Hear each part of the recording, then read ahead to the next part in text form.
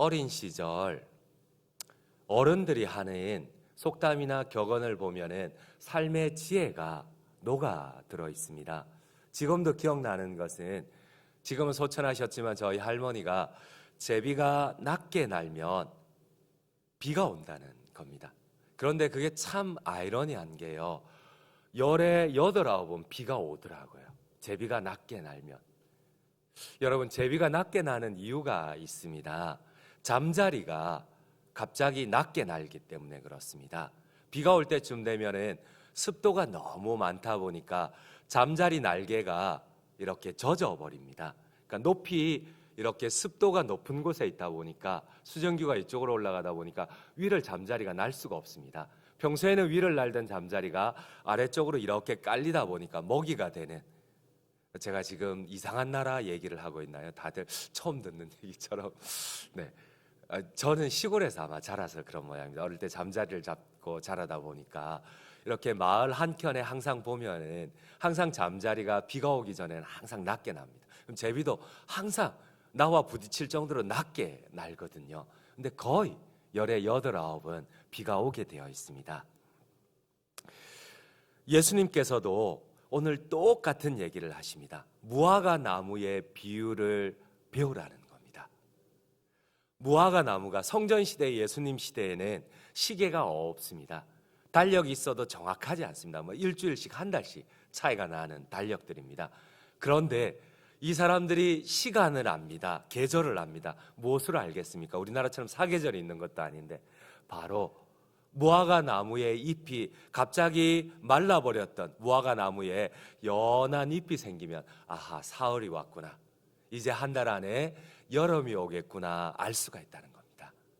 오늘 예수님께서 무화과 나무의 잎의 비유를 배우라고 합니다. 무화과 나무가 연한 잎을 내면 여름철이 가까워왔다는 것을 성전시대 사람들은 알 수가 있었습니다. 주님은 지금 그 말씀을 하고 있습니다. 본문에 보면은 예수님이 예루살렘 성전의 멸망을 예언을 하십니다. 궁금한 제자들이 묻고 있습니다. 그러면 이 성전이 멸망하는 마지막 심판의 때가 언제냐? 예수님께 되묻고 있습니다. 물론 예수님의 의도하고는 다른 되물음인데, 그런데 심판 마지막 때에 대해서 예수님이 예언을 하십니다. 특별히 언제 그 일이 이루어지며 또 예수님의 재림과 세상 끝에는 무슨 징조가 있습니까? 묻고 있습니다. 24장 3절 말씀, 조금 앞으로 가서 3절 말씀을 한번 같이, PPT에 나오네요. 함께 읽도록 하겠습니다. 예수께서 감람산 위에 앉으셨을 때에 제자들이 조용히 와서 이르되 우리에게 이르소서 어느 때에 이런 일이 있겠사오며 또 주의 임하심과 세상 끝에는 무슨 징조가 있사오리까? 그런데 이러한 질문에 예수님은 그날과 그때는 아무도 모른다고 하십니다. 그날과, 세상 마지막 날, 그날과 그때는 아무도 모른다고 하십니다. 36절 말씀을 함께 읽도록 하겠습니다. 그러나 그날과 그때는 아무도 모르나니 하늘의 천사들도 아들도 모르고 오직 아버지만 아시느니라. 그런데 그때는 모릅니다. 그날은 모릅니다. 그런데 주님께서 오늘 중요한 진리를 가르쳐 주십니다. 그러나 정확한 때는 모르지만, 정확한 그날은 모르지만 그날이 있음직한 그 주변의 날들은 알 수가 있다는 겁니다. 징조를 통하여서 무화과 나무가 잎이 이렇게 연한 잎을 내게 되면은 여름이 가까웠구나, 한 달 안에 이제 여름이 오겠구나, 한 4월쯤 되었구나, 이 정도는 알 수 있듯이 우리가 세상을 바라보면서 주님의 마지막 때를 어느 정도 짐작할 수가 있다고 합니다. 징조를 볼 수가 있다고 합니다. 여러분, 요즘 세대의 징조를 여러분들 보고 계십니까?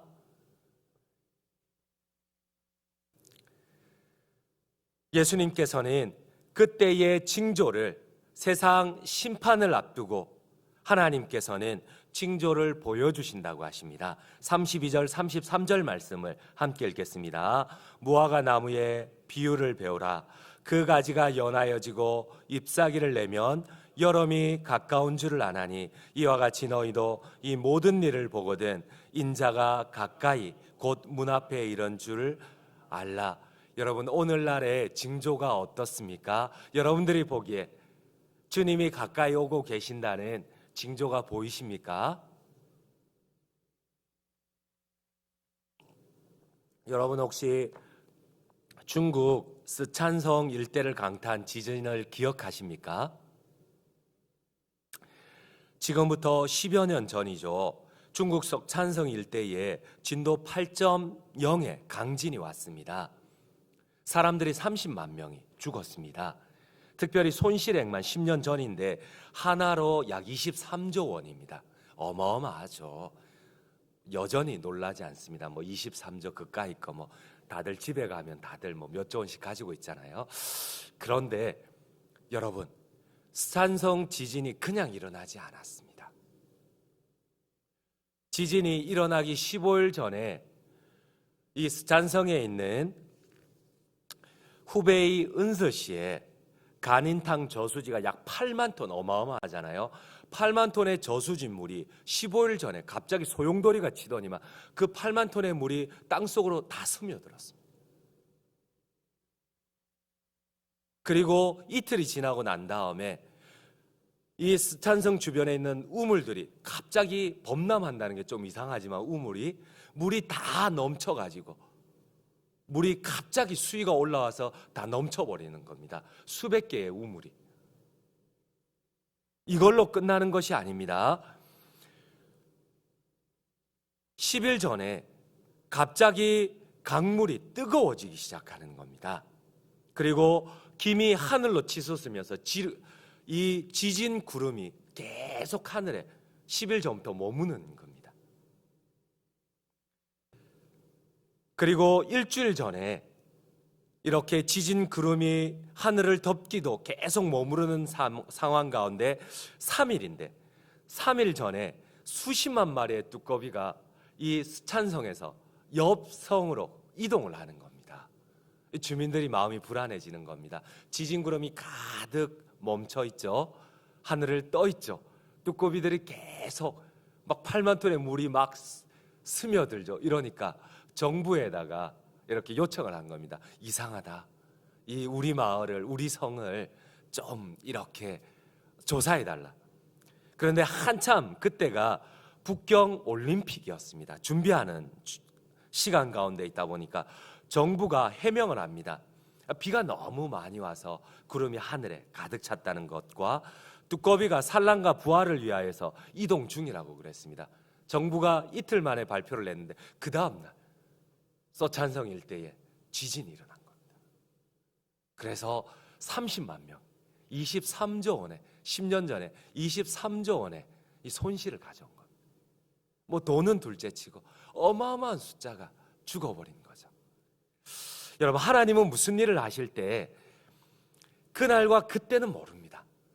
그러나 하나님은 성경 가운데 보면 항상 먼저 징조를 주시고 항상 먼저 말씀을 해주십니다.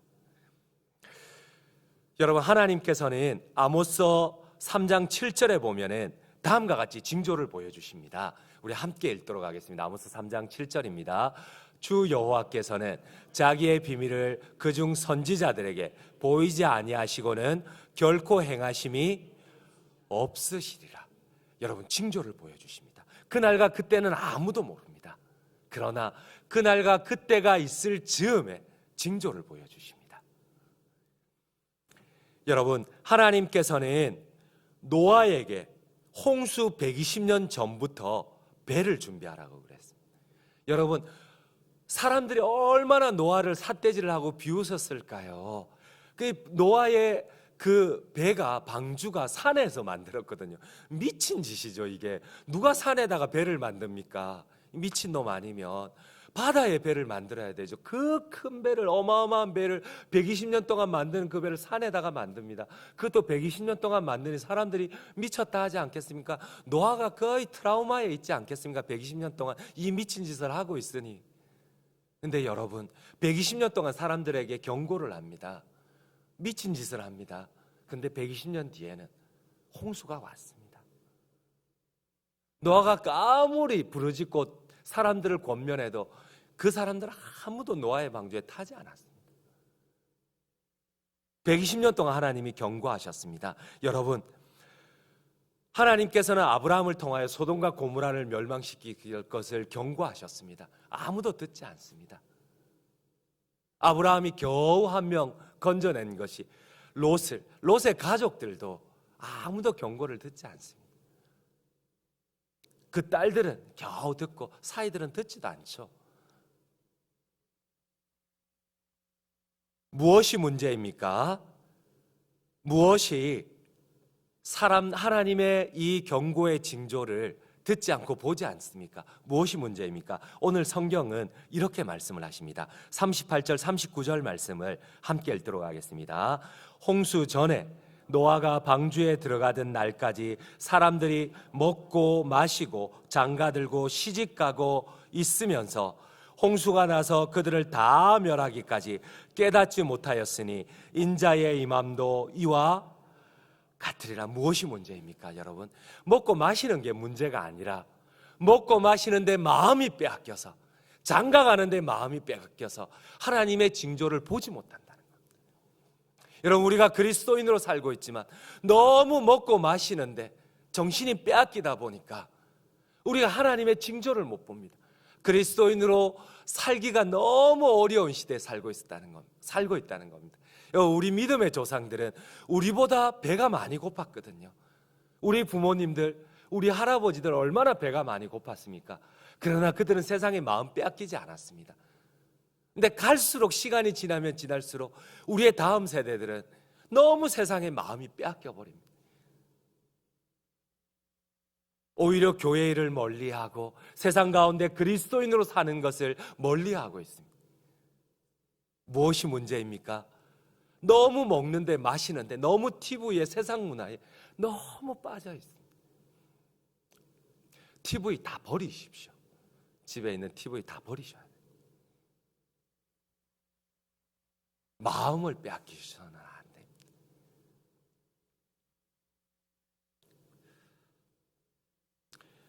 (120년) 동안 끊임없이 주님이 경고를 하시는데도 불구하고 여전히 먹고 마시고 장가들고 시집가는 일에 관심을 보이면서 우리가 세상을 분별을 못합니다. 이 시기가 무화과가 연한 잎을 내는데 여름이 가까운 것을 보지를 못합니다.